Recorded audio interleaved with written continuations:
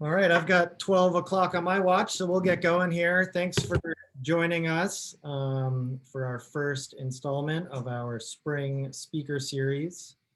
Um, I am going to start with just a brief land acknowledgement. I'm currently working from the REAP offices in downtown Anchorage on the traditional and current lands of the Dena'ina people. The REAP staff live and work throughout the entire state of Alaska. And we acknowledge the thousands of years that Native Alaskans have been stewards of these lands. I'd like to invite everybody to use the chat function to let us know where you're coming from. And feel free, if you want to use this website that I've got on the slide, native-land.ca. If you're unsure of the native lands you're on, you can use that to look it up. But yeah, please go ahead and let us know where you're coming from. When you do select the chat function, make sure you hit all panelists and attendees. I think it automatically just sends it to the panelists, and we want to make sure everybody can see where you're coming from. And while folks are doing that, I am going to just take care of a few housekeeping items. We've got a good lineup of knowledgeable panelists today, so I want to get into things as soon as possible. Just a quick rundown. I'm going to give a short intro on REAP, and then I'm going to let the panelists introduce themselves for about a minute each, and then I'll be moderating the discussion after that. We're going to be sure to leave plenty of time for questions and answers at the end from the audience. So please use the Q&A feature to ask your questions. At the bottom of your screen, you should see a little button that says Q&A. And that is where we'll be collecting the questions. So feel free to type questions in as they come up throughout the event.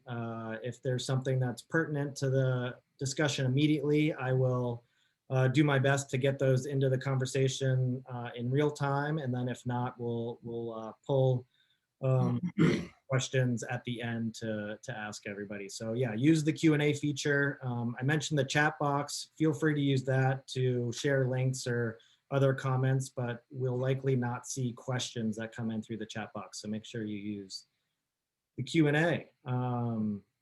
And then lastly, we'll be recording this webinar.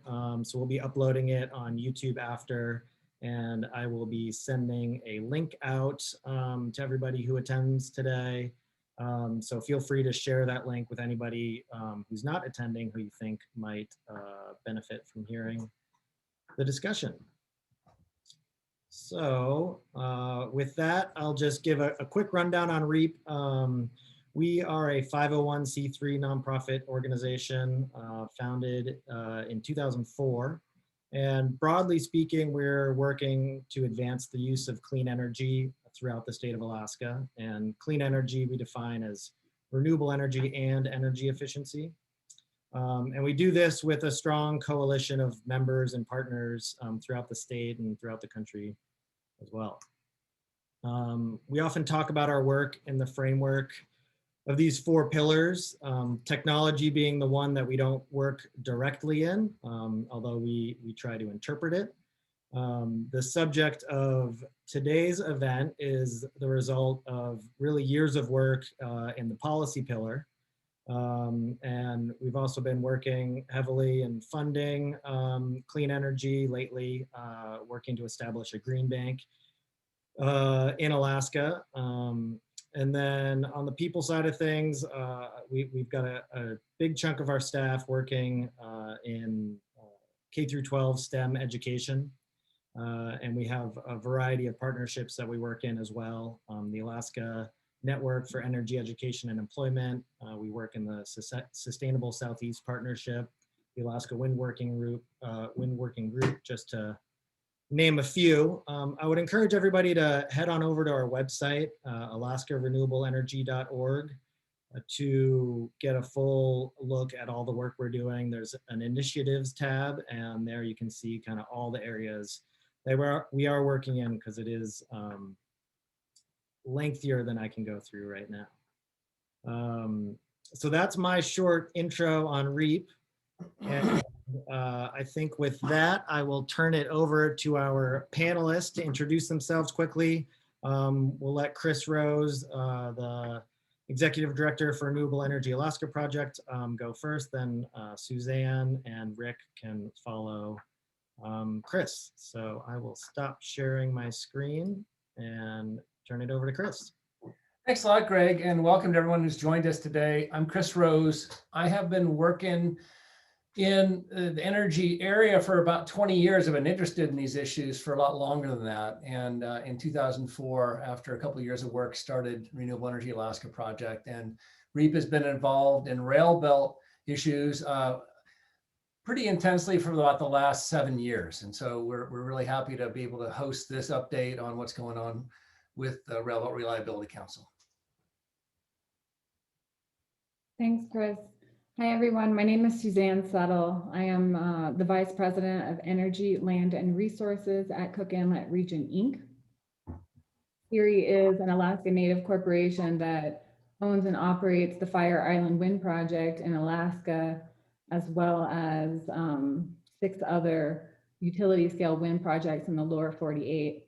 We also own a pretty large gas-fired power plant in the PJM interconnection.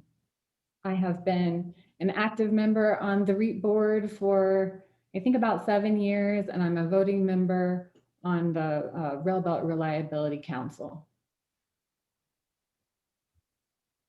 Thank you, Suzanne. I'm Rick Baldwin. I've worked in Kenai area as a lawyer for about the last 40 years, not quite. Yeah, no, more than that. Anyhow, I have been general counsel for Homer Electric since about 1982.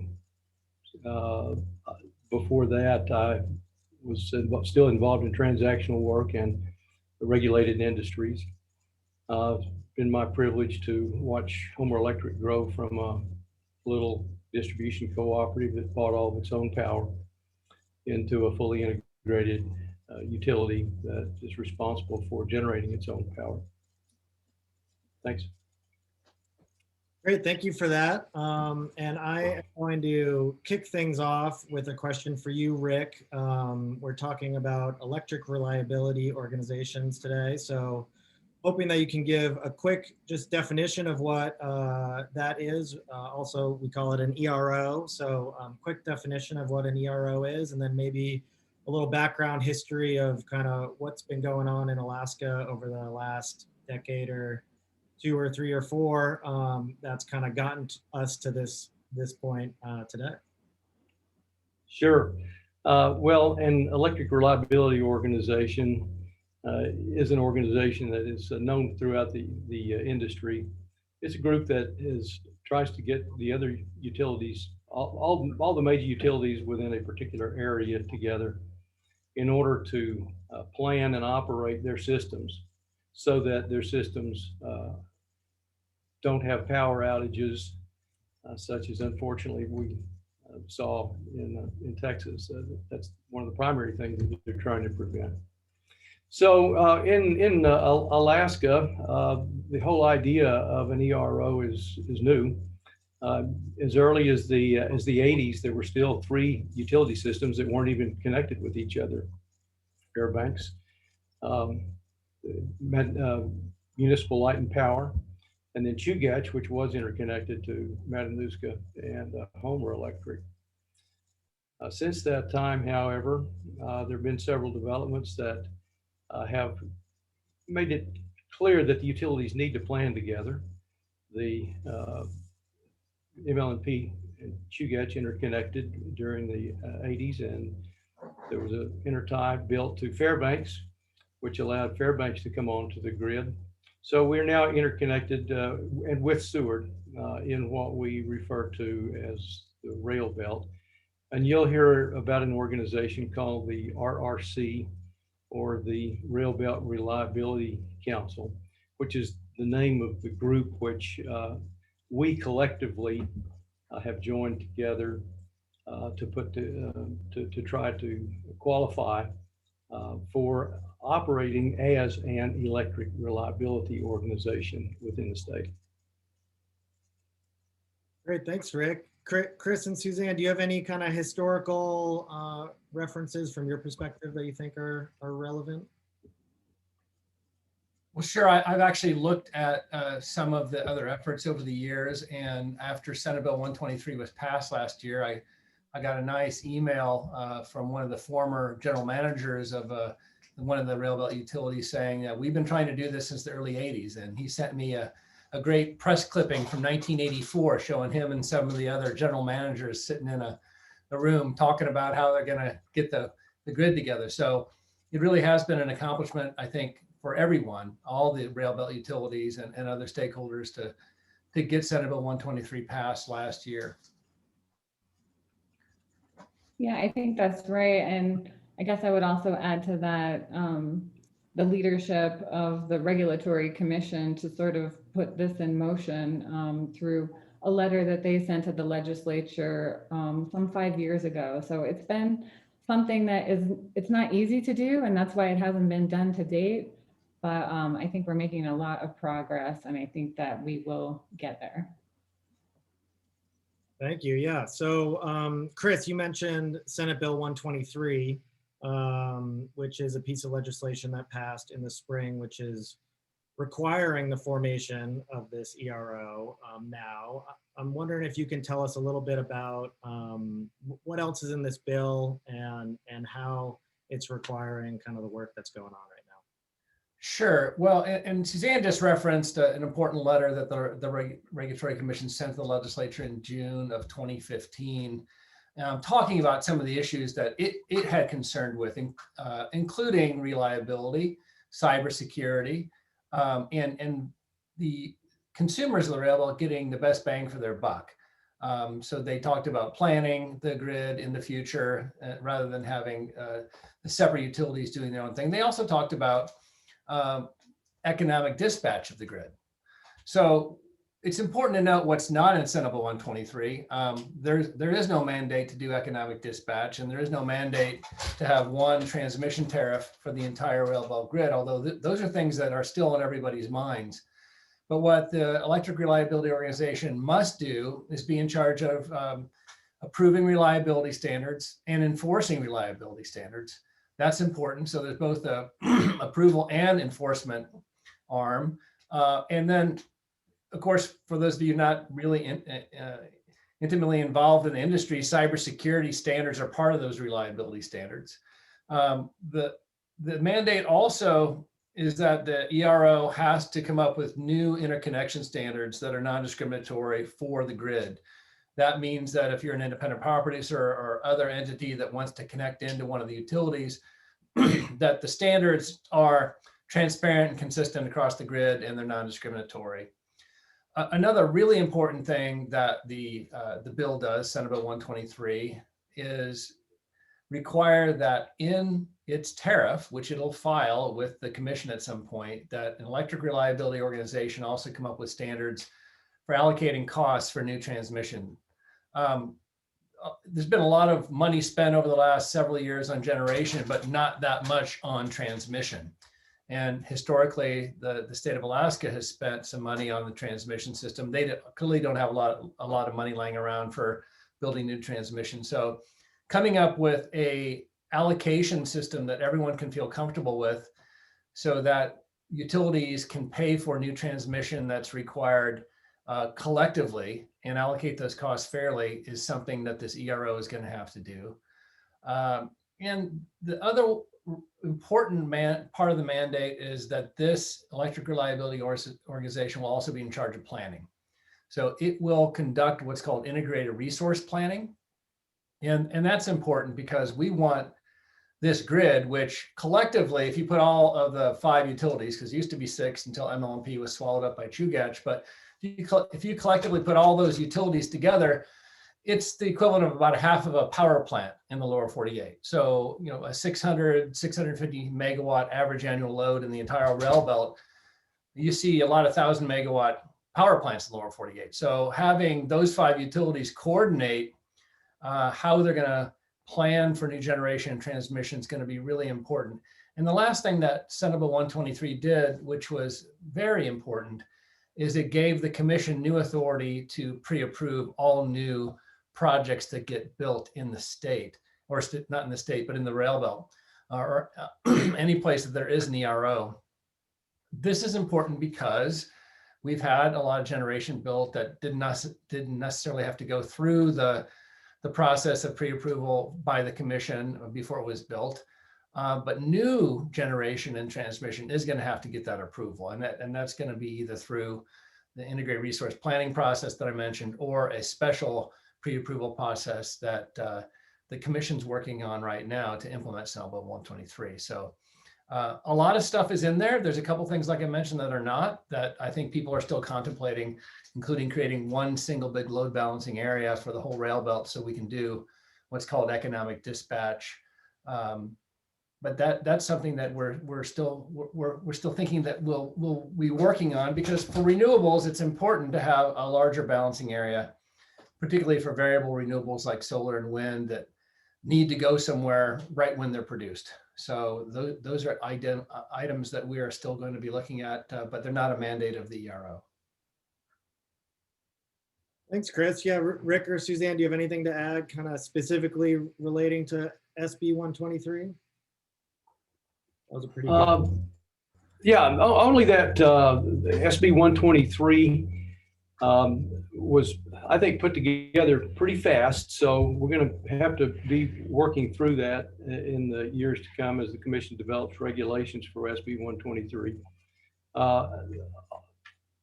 For example, it didn't define what the ER was.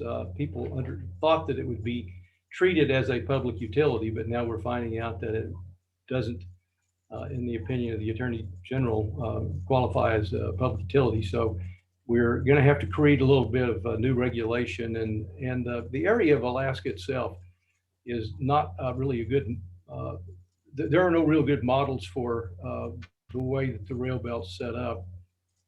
And I'm not sure that SB 123 really captured the fact that we're three separate islands interconnected by a single transmission line. And so there's some reliability issues there that I think are going to have to be looked at a little bit differently than perhaps they're looked at in the rest of the lower 48. I think one thing that I would add to the conversation that Senate Bill 123 does is ensure that there is a public process in regional planning so that the public and all the stakeholders in the rail belt can provide their voice to what they want to see in their electric grid, whether that's, more coal plants or more renewable plants or whatever the case may be. And that input needs to be considered when the ERO comes up with preferred resource plans. So it's another way to make sure that we're sort of marching forward into the future in a collaborative way, taking into account what the people who are receiving power from the grid want. Greg, I'm going to answer one question that popped up already that I think is important for people's understanding of this. Because we talk about an ERO, which is the Electric Reliability Organization. That's kind of the generic term that the legislature talked about. But as Rick mentioned, and I think I even used the acronym, the Railbelt Reliability Council is a specific named ERO that's really not an ERO yet. We are, all three of us are on the RRC. We are working on foundational documents and other parts of an application that we'll have to file in the fall with the commission to become the ERO, to be certificated by the commission to become the ERO. So the RRC is essentially a ERO in waiting or in construction, under construction. And part of the RRC is what we're calling the implementation committee. So until we actually get certificated, we're calling ourselves, those of us who meet weekly on an ongoing basis and have been doing so since July, we're calling ourselves the implementation committee of the RRC. So if you hear us say IC or RRC, those are parts of this ERO that's under construction. Thanks for that, Chris. And there's a couple things I want to get to. One, a little bit more on the RCA, but first, maybe since we're talking about the RRC here, maybe Rick, could you maybe give a rundown on who's represented in this implementation committee, and kind of a little bit of a look of kind of the nuts and bolts of the work that's going on this committee. Sure, there are 13 seats, and so as I try to describe 13 seats, somebody's going to have to cue me in as to what the 13th was that I forgot. There are 5 cooperatives or municipal utilities.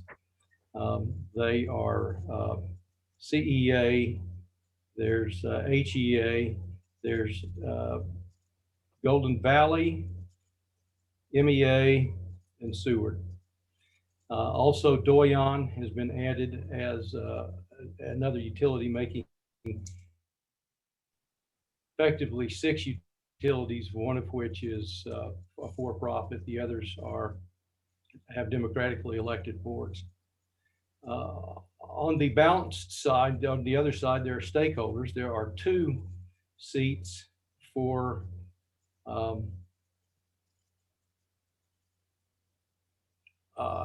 IPPs, which are independent power producers.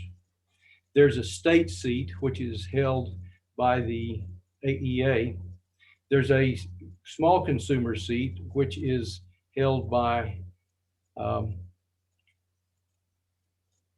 the ACPIRG, Alaska Public Interest Research Group. There will be a large consumer seat, which has not been filled. There is, let's see, what's the final one that there's the, how about REAP?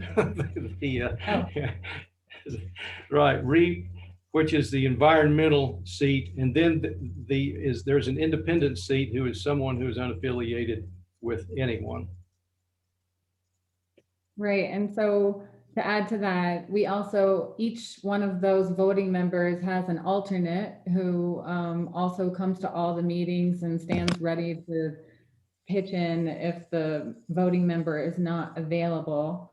And then essentially we kind of look at this group as being the first board of the Railbelt ERO if the commission accepts our application, which we plan to submit in October of this year.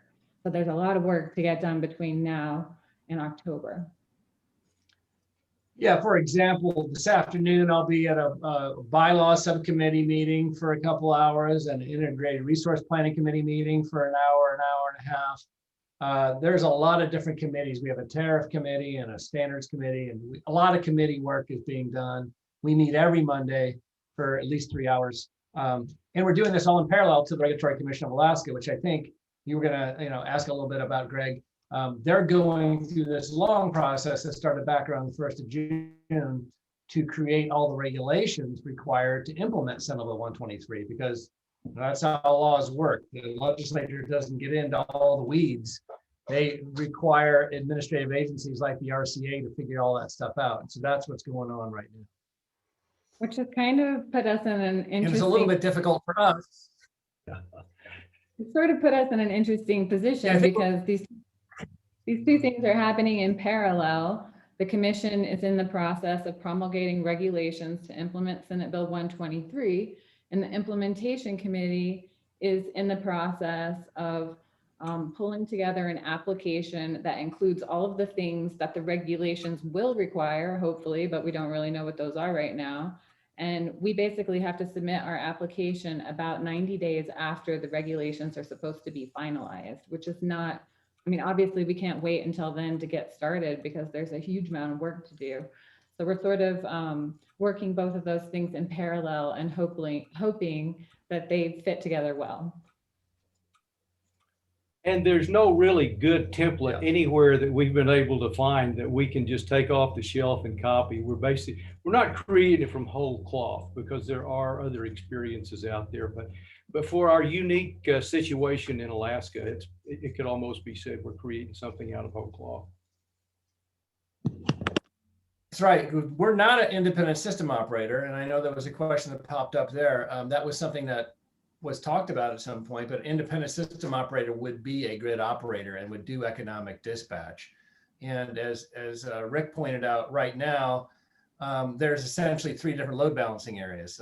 Homer down by itself, Golden Valley up by itself, and then the Anchorage region, which is becoming its single load balancing area. The commission actually required MEA and Chugach to create a tight power pool as a condition of the sale from MLMP to Chugach. So there will be a balancing area in the middle, and then one at the top and one at the bottom of the rail belt. And the goal, I think, for many of us is that we make that grid one whole single load balancing area as we can, as we can get agreement on how to do that with required transmission additions and so on. Yeah. And there was a question that was asked of me that I mentioned these 3 separate islands. And the question was, isn't this a big part of the problem to be solved through the ERO RRC process? And that is definitely something that you have to look at anytime you're doing an integrated resource plan for all of the utilities. To add to the complexity of that, though, is the fact that we do have these long transmission lines that are very expensive to build. I think probably $1 million a mile or so is the last I heard.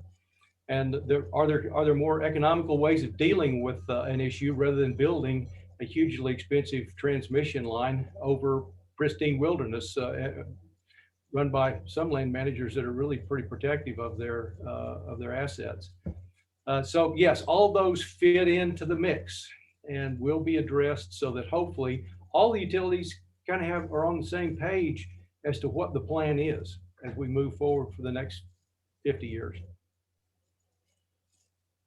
Thank you. Yeah, I'd like to transition a little bit, as we are a clean energy advocacy group. I'm curious, and maybe this is a good question for you, Suzanne. How will the RRC likely if and when it's established as the state's ERO, how will it change how CIRI decides kind of if and when and how it would like to build more wind turbines? And for those who don't know, CIRI manages Fire Island and has those wind turbines up there. So yeah, just curious kind of how you see the RRC functioning in allowing CIRI to build more wind capacity. Yeah, I think that's a really good question, not only for myself, but for and for CIRI, but for any other company out there who's interested in providing, some kind of generation to the system. And I think really the answer to that is that it clarifies things and it ensures that everyone is operating from a level playing field. So the first thing that's going to happen, hopefully, is that we're going to have non-discriminatory open access to interconnect to the grid and also to use the transmission system to move power from the generator to the load. And again, removing ambiguity about how that happens and ensuring that the process is the same for someone who's interconnecting with Chugach Electric as it would be for someone who's interconnecting to Homer Electric or Golden Valley is really important to being able to develop a new project. And hopefully those regulations and those rules would set out reasonable timelines when things are going to get done and a process for how that happens. So again, right, we're doing things the same way, regardless of which end of the system you're connected to. As Chris mentioned earlier, it would be great, in my opinion, if we could get away from pancaking transmission rates. Fire Island currently interconnects directly to Chugach Electric, but if we were going to expand and we sell our energy to Chugach, but if we were going to expand the project and we wanted to sell that power to Golden Valley, for instance, we would need to interconnect with Chugach. I think that the power would possibly physically touch a substation of MEAs, and so we would need to get a contract with MEA. Then it would cross the northern intertie, which is owned by the Alaska Energy Authority, and then it would come out the other side onto Golden Valley's transmission system. And so right now, and it's a Herculean task for a company like Fire Island to get its energy all the way across the grid to Golden Valley. So I'm hoping that something will come that will simplify that for everyone. It makes it very difficult to analyze the benefits of one project over another, because there's multiple factors of cost that you have to consider depending on where the project is located. So I think it's just like unnecessary complexity. And then the third way that I think it matters is through the integrated resource planning process. That planning process will identify needs of the system. And then hopefully, for instance, a project like Fire Island could step up to fill that need. And it will have already gone through a vetting process where, public stakeholder interests were considered and the load serving entities needs are considered, and we figure out, hey, we need to build 50 megawatts of generation. What kind of generation do we want to build? And then, whoever wants to build that generation can come forward with a competitive proposal to provide the greatest value of energy to Railbelt consumers. Yeah, I guess I would add to what Suzanne said about the IRP planning process. It's so crucial for our future. As we look at what's going on in the rest of the world with now solar and wind, the cheapest electricity on the planet, and battery storage coming down almost precipitously in price as solar has over the last decade. That's meaning that electric vehicles are going to be coming on, and we've heard all kinds of announcements from big companies like General Motors over the last month or so. Everything is in flux. Technology is changing very quickly, and the grid is the entity that's going to be able to give all of us as consumers the benefits of those technology changes. So if we don't have an integrated grid, if we don't have a grid that's planned for, if we don't have a robust grid with reliability standards and interconnection standards and tariffs that are consistent, which is what we're trying to get, we will be left behind, and Alaska will not be a very competitive place. We're already very expensive as electricity goes. We're paying a lot more for natural gas here in Alaska, despite the fact that we are producing it right here in Cook Inlet. So we have a lot of vulnerabilities as a state. I think this is the main part of the state, and 20 cents per kilowatt hour power is not that competitive in this country right now. So we want to make sure that in the future we are doing the best we can to bring in all the clean energy options and energy storage options and so on that we can. Thank you. And I want to maybe kick it over to Rick to chime in as well. And I'm curious, I know Homer Electric Association is going to be installing a battery storage system, I believe this summer. So curious, I know that's an exciting new thing for HEA, and I'm kind of curious, maybe if you want to talk a little bit about what that system is and how it's going to help HEA, but also how something like battery storage is going to kind of interconnect with the RRC and kind of the grid as a whole. Yeah, HEA is installing, I think last I saw, 93 megawatt hour energy storage system that can deliver 46.5 megawatts of power for 2 hours. At its existing facility. That allows HEA to deal with a lot more renewables a lot more cheaply and provide this service to others, because a battery responds to these fluctuations that you see in your wind and perhaps solar to another extent. You're talking to a lawyer here, not a technical expert, so I'm getting out of my comfort zone really quick. But the reason was primarily because it did allow HEA to integrate green resources, in addition to providing these goal things like spinning reserve that are important to operating the system, but that no one else really worries about until the power goes out. So yeah, HEA looks at that as a component of moving into the future and allowing more integration.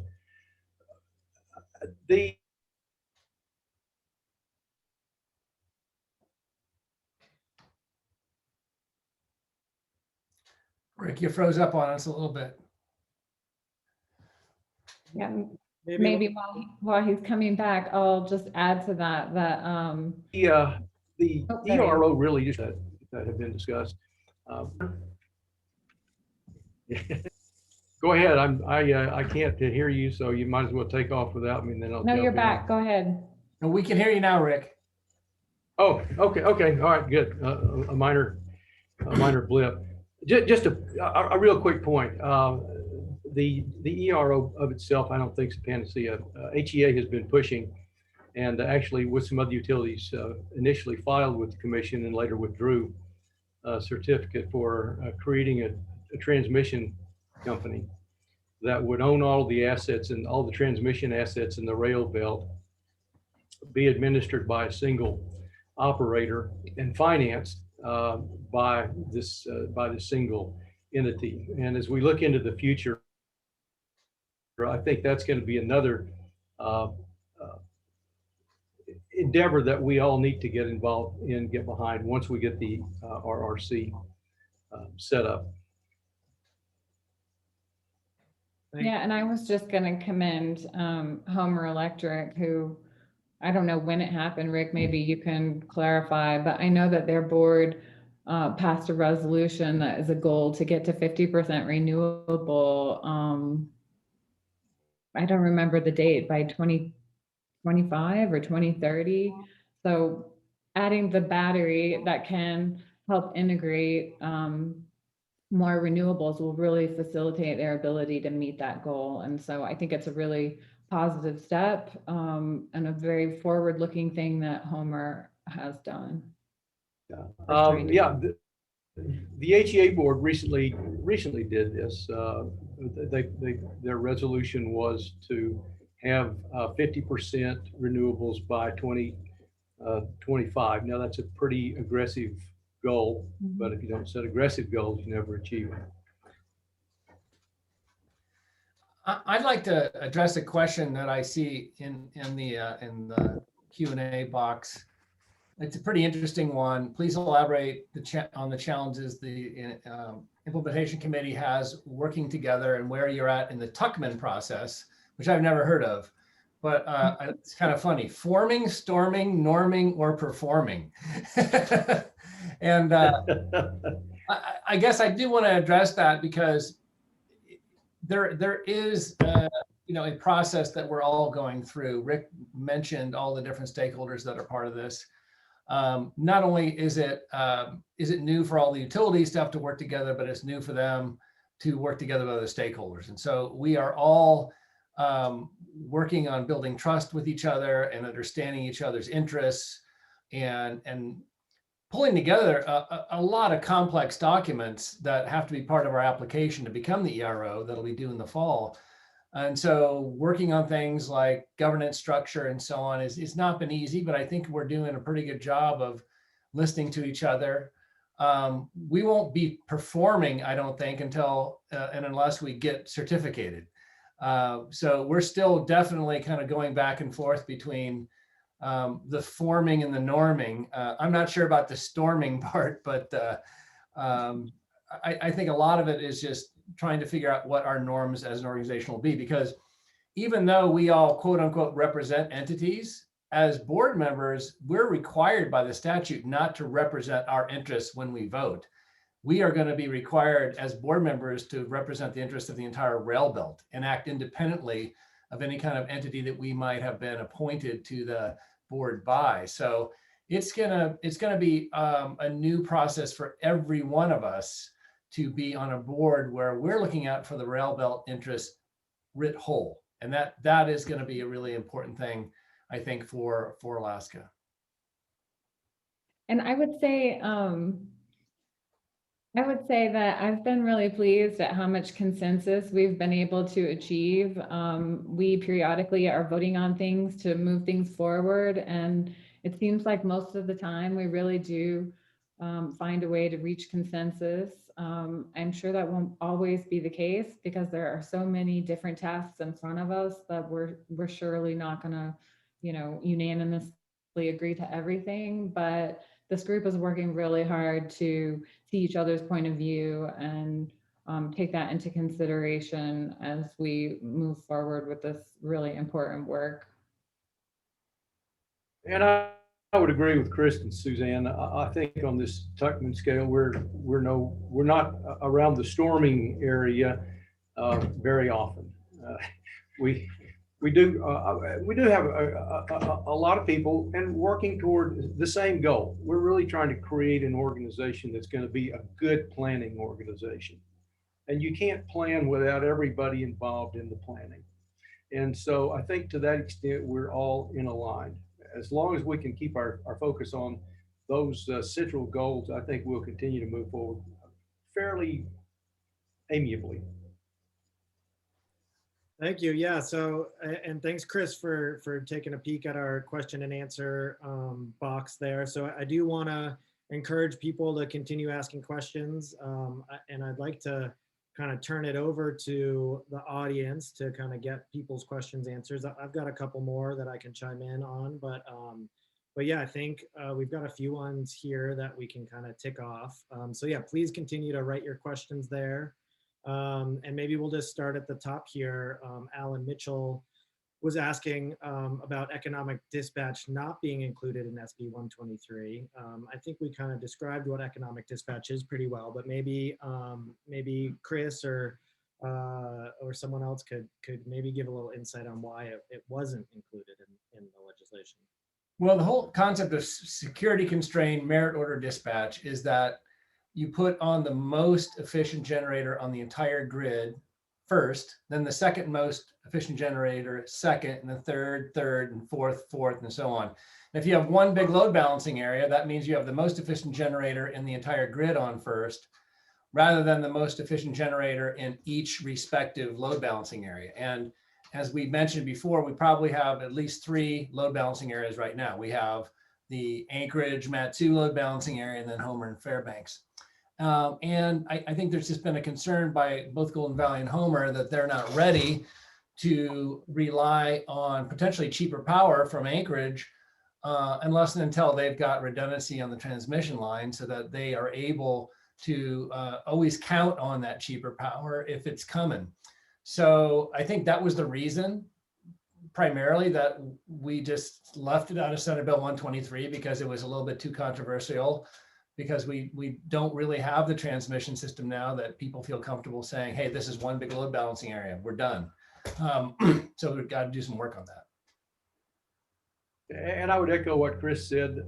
Our view is that let's do one thing, the most important thing, right first before we launch out into some other areas. Point number one. Second point was, he's exactly right.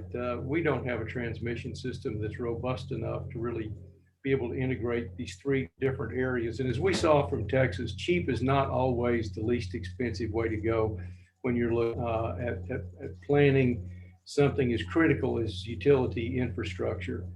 And so until we have a robust transmission system, each of these 3 areas are really going to have to use their own resources to provide the degree of reliability that people have come to expect in our modern world.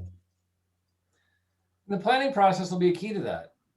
I'm assuming that one of the big targets, the first integrated resource planning process, will be what transmission might we need, or can we do it with energy storage, non-wire alternatives? I mean, there's a lot of jurisdictions around the world that are just saying, look, we don't even have to build transmission anymore. It's very expensive.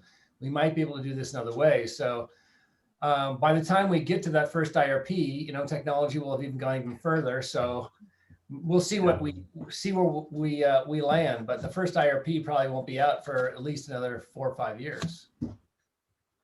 Thanks. Yeah, I do want to move on to a couple more questions from the audience here. There's a couple renewable related questions. First, a quick one for Rick. The 50% goal for Homer Electric, does that include hydro in that?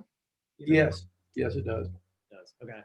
And then a question from Mitchell Roth here. Does the RRC or any other regulatory agency have a mandate to reduce greenhouse emissions?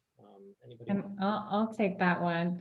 I don't think, and Chris, you can correct me if I'm wrong, but there's no mandate for renewables in Alaska. There was a goal to get to 50% renewable by 2025 during the Palin administration, but it didn't have any legislative teeth. I know that REAP has in the past looked at trying to get support for a renewable portfolio standard, which is a very common thing across the United States. And they have taken it up in their policy committee again this year to talk about it.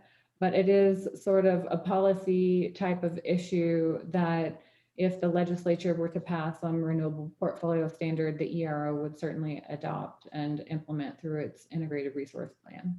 Yeah, and I would say besides a potential state renewable portfolio standard, the integrated resource planning process will allow the planning process to consider emissions. It doesn't mandate that it does, but if particularly there is a federal law looming that's going to put a price on carbon, then the planning process has to consider that. And that's a very strong possibility that before the state actually has an emission standard, that the federal government will have a national emission standard, and that'll put a price on the carbon-based fuels that we're using now. Right, totally.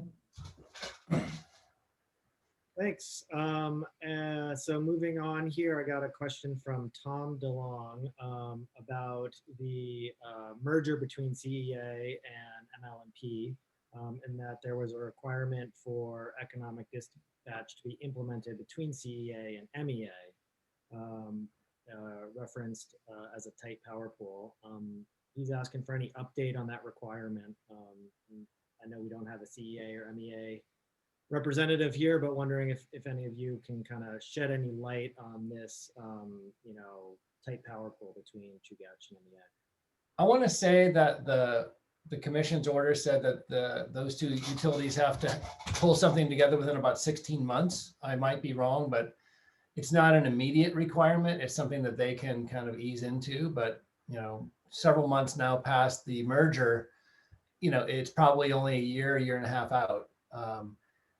And I don't know either what the definition of tight power pool is, but I am certainly understanding it as something like a single load balancing area where there's one central dispatch. Thanks, Chris. Another question from Mitchell. Does the RRC replace ARTEC? And maybe someone can tell us what ARTEC is. ARTEC is an organization that's formed of most of the utilities. Homer Electric is not a member. I don't think ML&P was before they got merged into Chugach. I really, since we're not a member, I'm not going to really speak for ARTEC. They are not a planning organization, however. It's a forum type organization, so far as I can tell. They were important, I think, in trying to kick off the discussion between utilities on the ERO issue. But since they're not a planning organization, I would doubt that they would be replaced by the ERO once it becomes viable. Thanks, Rick. And one more question regarding that hydro as part of the renewable goal for Homer Electric. Dave Myers is curious, of that 50% goal, how much is expected to come from hydro? Not sure if you have that off the top of your head. I don't have that information. Okay. I think they gave a target number without specifying what part of that target number had to be hydro and non-hydro. Thanks. So we've got one more audience question here. So please, continue to ask questions if you have any. After this one, I'll kind of dive back into my little short list here because we've got about 10 more minutes left. And this will be for Chris. Are there any projects that REAP is promoting to be included in a federal infrastructure bill? So switching gears here a little bit. That's a really good question because REAP doesn't really promote projects. REAP promotes policies and programs that can develop projects. So for instance, the Renewable Energy Fund was a program that we pushed to get developed at the state level that then created its own vetting process to do reconnaissance and feasibility studies and bring projects up through design into construction and leverage other state money. If asked, I think we would suggest to the federal government they just deposit $100 million into the Renewable Energy Fund so that the state can decide, what projects have priority. And one of the reasons we don't promote projects is REAP doesn't have economists and engineers on our staff to vet every single project. That's the kind of thing that we hope will be done very thoroughly in an integrated resource planning process for the Railbelt. One thing that we are focused on that is in play right now in Congress is a federal green bank. And a federal green bank has passed the House of Representatives twice since June, late June. We are supporting that bill in Congress.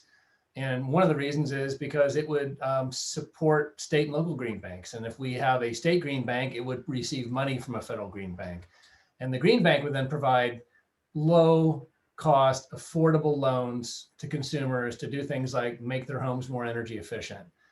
We really want to make sure that that kind of access to capital is affordable and easy in the state. And we've seen other states really succeed with their green banks. So that's the main thing right now in play, I think, that might get into the infrastructure bill that we definitely support.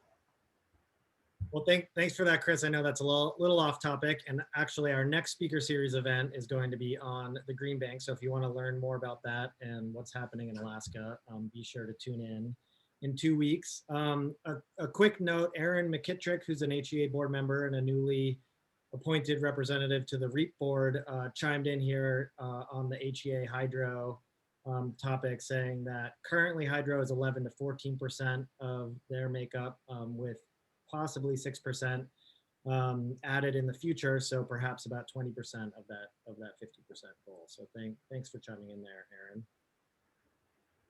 And then I want to go back. I've got a couple questions here. One that I want to make sure we get to before running out of time. Chris, you mentioned a public process, or maybe this was Suzanne, you mentioned the public process as part of the requirements in the legislation. And I want to maybe just get a little bit more info on how a public process would look, how best, members of the public who aren't as plugged into this can and should interact with the current process in the RCA and also the future, whatever an ERO might look like. So maybe Suzanne, if you have a first kind of comment, and then we can open it up to Chris and Rick. Sure. Well, this is one of those sort of gray areas that's still being figured out by the commission and regulation. And at the same time, we're trying to figure out what the ERO policies might look like to include public stakeholder groups. So there's something called a Technical Advisory Committee, or a TAC, that we're contemplating, and that is an opportunity for anyone who wants to participate in either the creation of the integrated resource plan or reliability standards. And the purpose of that is to sort of get input from the public about what types of resource on the integrated resource plan, what types of resources are important, what types of environmental considerations should we be taking into account.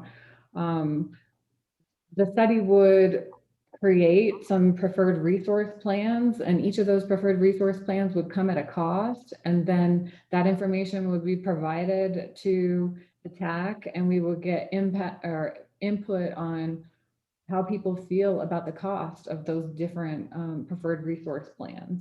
And then they would take that into consideration before finally coming to a preferred resource plan that they then recommend to the ERO board, and then the board would vote on whether to approve it. So, and the same thing with the standards, although I doubt that most of the general public would be that interested in the sausage making of reliability standards, but we would still want to make sure that there was an avenue for people to participate and to provide input. And then all of that input goes to the commission when these standards in the IRP are submitted to the commission for approval, because the commission wants to know did you consider what the public had to say? And you have to prove that you did. And so there will be meetings and PowerPoints and notes about what the public said and how those thoughts were included and incorporated into the end result. Yeah, it's really important. The statute says that the processes of the ERO have to be open and transparent. And I think it's clear to all the participants and to the commission that the balance of the governance board of the ERO is in part dependent upon the openness and transparency of the public processes, and just how much the internal rules of the ERO allow for all of the representatives and all the interests to be heard.